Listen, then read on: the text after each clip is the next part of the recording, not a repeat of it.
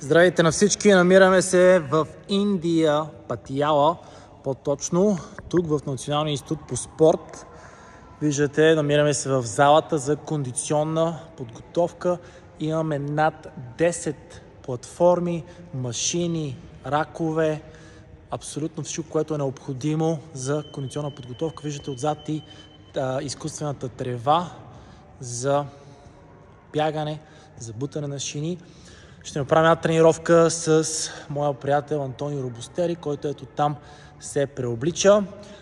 Утре ще бъдем специални гости, лектори на Националния симпозиум за физическа подготовка. Ще говорим пред студенти.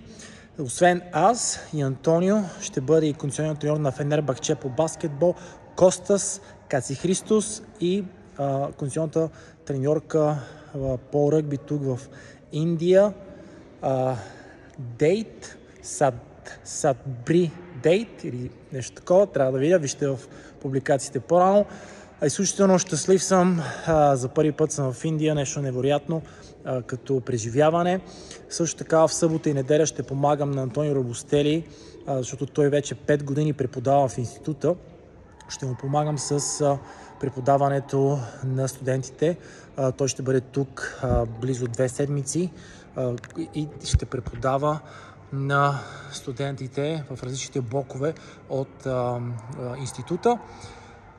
Също така заповядайте, ще ви държим в течение естествено, но Антонио идва април месец, средата на април месец за Omni Athlete курса. Ако все още не си записал, пиши ни веднага, защото бройките са ограничени. Ще пуснем регистрациите, може вече да ги направите на нашия сайт, ще пусна новата локация съвсем скоро. Но време е да стартираме тренировките. Това беше от мен, Коуч Кей. Ще ви покажа какво правихме днес с Антонио.